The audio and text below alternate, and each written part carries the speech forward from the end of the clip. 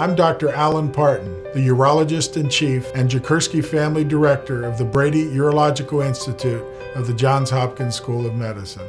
Is there a downside to early detection of prostate cancer? We often hear this question in the media today, and I would definitively say no. There is, however, a downside to unnecessary treatment. Just because you're diagnosed with prostate cancer doesn't necessarily mean you will need treatment. And this is a topic area where a great deal of attention in both prostate cancer awareness and research is focused today. Prostate cancer risk is best detected based on three components. First is the level of various blood and urine tests that men receive. Second, the microscopic architecture of the cancer glands determined on a biopsy specimen. This is called the Gleason score, which ranges from 6, which is low-risk prostate cancer, to a value of 10, which is very aggressive or high risk. And lastly, the third component is stage, which can be determined through an exam of the prostate or through imaging.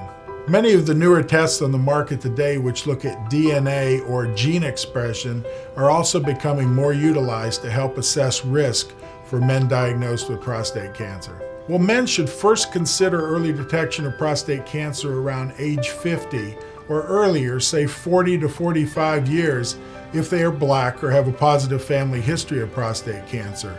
A urologist can assist in this process in determining which tests or exams or if imaging might be appropriate. New advances in prostate cancer imaging through high-resolution ultrasound, multiparametric MRI, and targeted fusion biopsy techniques, coupled with the new blood and DNA tests, are allowing us to predict the probability of a man having aggressive cancer and improving our ability to detect the cancer that requires treatment. In the near future, I think for detection, the blood and urine tests, genetic markers, and better methods to image and direct biopsies to the tumors will be the greatest advances. For treatment in the near future, safer, more effective surgeries, both traditional incision surgery as well as robotic surgery, and radiation modalities aimed at decreasing damage while improving efficacy of cure are in the near future. For the distant future of detection, I foresee a time when we can use a dipstick for our urine or even our saliva that will indicate risk of having significant prostate cancer, and a non-invasive method for determining aggressiveness and the best method of treatment, which may be a systemic, a pill or a type of chemotherapy, will help eliminate the need for surgery or radiation for prostate cancer. The philanthropic support the Brady Institute received has allowed my research group to discover and test many new methods, blood, urine, and tissue tests for early detection of prostate cancer, several of which have been FDA approved and are now available for clinical use. Well, top on my hope list is the discovery of a better method for detection of aggressive prostate cancer, which will decrease unnecessary treatment and thus unnecessary risk for men diagnosed with prostate cancer. Your contributions, whether it's $100, $1,000, or $100,000, both past and future, are in fact making a great difference and an immediate impact on our cause.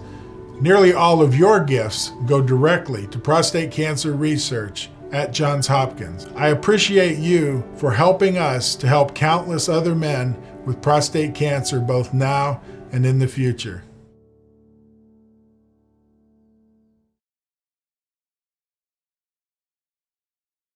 A disease that we're very interested in, that we've treated for a number of years, is a disease called bladder exstrophy. This happens around the 7th to 9th week of the mother's pregnancy when the fetus is the size of a quarter. The bladder is actually born on the outside of the body. The genitalia are open, whether it's a girl or a boy, and it's a major birth defect. In working with colleagues here at Johns Hopkins, Dr. Paul Sponseller, our professor of pediatric orthopedic surgery, we've developed new techniques to make these operations safer and basically to make them more successful. We've learned how to get the bladder back inside the body, how to immobilize the child's pelvis so the child can heal better and heal in a more safe fashion, and we get better results because of that. Working with our pediatric pain colleagues and anesthesia, we've discovered better ways to relieve pain. in young children, young infants even, who've undergone major reconstructive surgery. So these are the kind of things that you really enjoy working at Hopkins, because you have so many interesting and smart colleagues. It's just kind of a natural affinity for working together and making discoveries. I'm John Gearhart. I'm the Professor in Chief of Pediatric Urology at the Brady Urological Institute of the Johns Hopkins Hospital here in Baltimore, Maryland.